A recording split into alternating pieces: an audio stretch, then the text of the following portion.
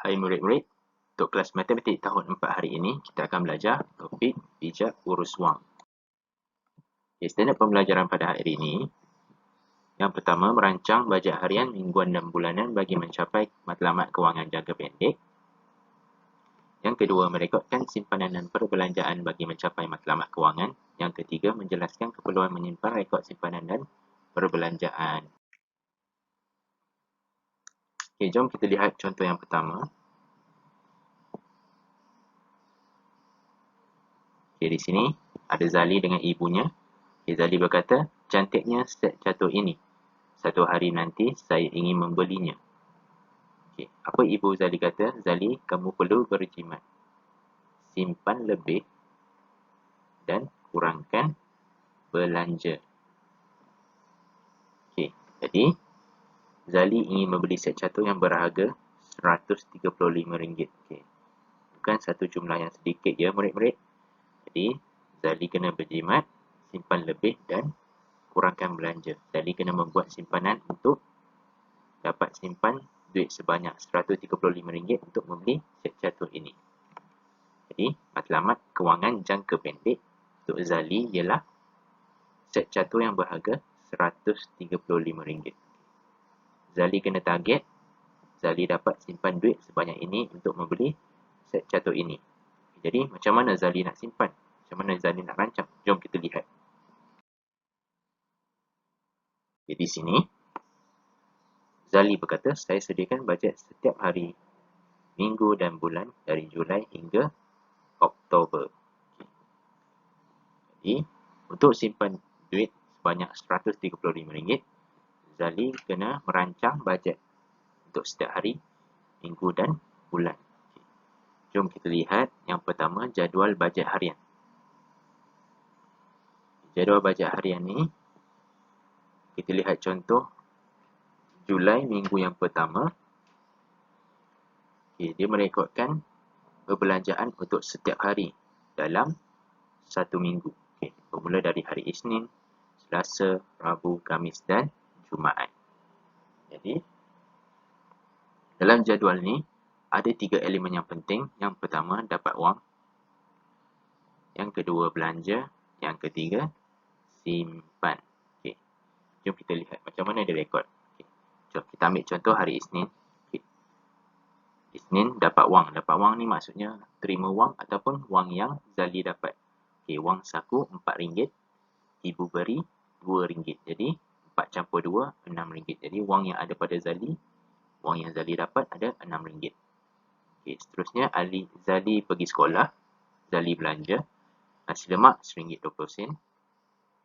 Aku tulis RM1. Jadi, RM1.20 campur RM1, RM2.20. Seterusnya, okay, kita lihat Zali, wang yang ada pada Zali ada RM6. Dan Zali belanja RM2.20. 6 tolak RM2.20 sama dengan RM3.80. Jadi ini wang yang terlebih. Jadi wang yang lebih ni Zali boleh simpan. Untuk hari Isnin Zali simpan sebanyak RM3.80. Sama juga untuk hari-hari yang seterusnya, Selasa, Rabu, Khamis dan Jumaat. Zali buat perkara yang sama, iaitu merekod berapa wang dapat, berapa wang belanja dan berapa wang simpan. Okey, wang simpan ni ialah wang yang dapat tolak wang belanja. Okay. Jadi, sehinggalah hujung minggu, Zali boleh lihat jumlah. Okay, di sini, Zali dapat lihat jumlah wang yang Zali dapat, iaitu RM26. Di sini RM26.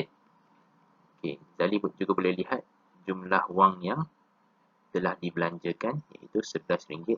Okay, macam mana dapat jumlah ni? Dia campur.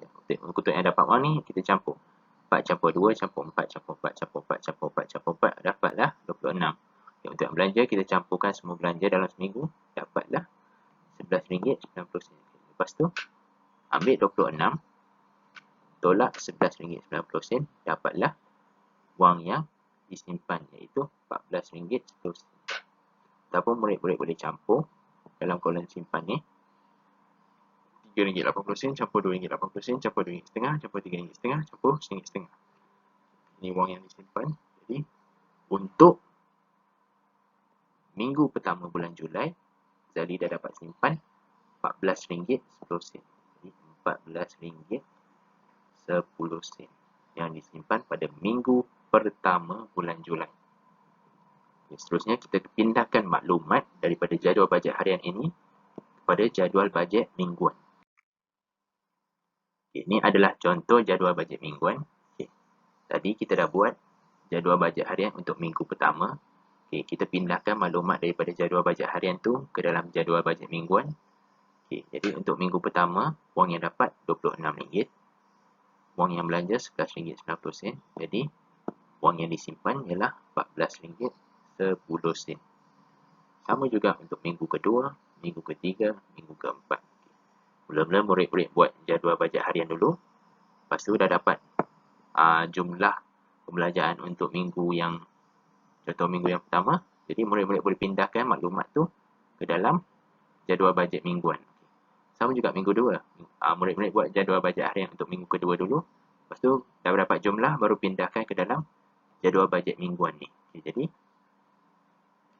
sehinggalah minggu keempat, sehinggalah hujung bulan, murid-murid boleh dapat jumlah untuk satu bulan. Contoh, jumlah dapat wang untuk satu bulan adalah RM93. Jumlah belanja dalam satu bulan adalah RM42.40. Jadi, duit yang disimpan dalam satu bulan adalah RM50.60. Jadi, untuk bulan Julai, Zali dah simpan RM50.60. Ini adalah jumlah simpanan Zali pada bulan Julai. Seterusnya kita lihat jadual simpanan bulanan. Tadi kita dah buat jadual bajet mingguan. Kita dapat jumlah simpanan pada bulan Julai ialah RM50.60. Jadi kita boleh pindahkan ke dalam jadual simpanan bulanan. Jadual simpanan bulanan ni menunjukkan rekod ringkasan. Dia macam lebih ringkas untuk tunjukkan simpanan untuk setiap bulan. Jadi bulan Julai dah simpan RM50.60. Sama juga untuk bulan-bulan yang lain, buat perkara yang sama, buat jadual bajet harian dulu, lepas tu jadual bajet mingguan, lepas tu baru buat jadual simpanan bulanan. Jadi untuk bulan Ogos, Zali simpan sebanyak RM40.50. Bulan September sebanyak RM41.85. Untuk bulan Oktober sebanyak RM47. Jadi di sini kita jumlahkan semua, kita dapat jumlah simpanan untuk keempat-empat bulan ni ada RM179.95. Jadi matlamat kewangan jangka pendek Zali tadi adalah aset jatuh yang berharga RM135. Jadi di sini simpanan Zali dah boleh beli aset jatuh ini. Jadi itulah pentingnya kita buat perancangan bajet untuk hari, untuk setiap hari, untuk minggu dan untuk bulan. Murid-murid boleh buat sendiri jadual bajet harian ni, jadual bajet mingguan dan jadual simpanan bulanan. Sangat mudah. Seterusnya, sekarang kita lihat kepentingan rekod simpanan dan perbelanjaan. Yang pertama ialah berhutang. Apabila murid-murid dah ada simpanan, murid-murid tidak perlu berhutang. Berhutang ni sangat tidak bagus kerana ia menyusahkan diri kita sendiri. Yang kedua, simpan wang untuk masa depan. Kenapa kita nak simpan wang untuk masa depan? Contoh, kalau berlaku kecemasan pada masa depan, wang yang simpanan itulah kita boleh gunakan. Ataupun murid-murid nak simpan wang untuk pendidikan. Yang ketiga, kawal belanja berlebihan. Apabila kita rekod simpanan dan pembelanjaan ni, kita boleh tahu berapa kita dah belanja dan kita akan lebih berhati-hati dalam berbelanja supaya tidak membazir. Yang keempat, keperluan didahulukan.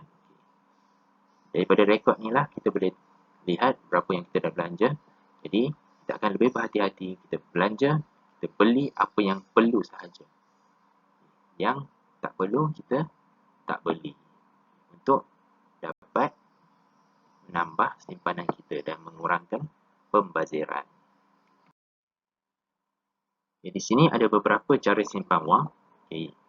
Cara simpan wang ni banyak, sama ada tabung, gunakan tabung, menggunakan bank, simpan dalam bank, tak kisahlah bank apa, bank ke, public bank ke, ataupun melabur dalam amanah saham, ataupun simpan dalam skim simpanan pendidikan. Macam-macam cara ada.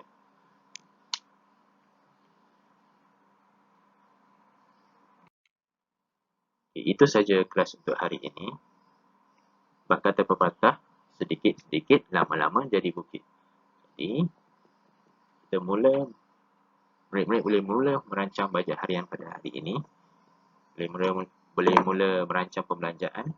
Simpan duit sedikit-sedikit, lama-lama murid akan dapat simpan banyak duit. Dan duit yang banyak itu murid-murid boleh guna ataupun simpan. Itu saja kelas untuk hari ini. Sekian, terima kasih.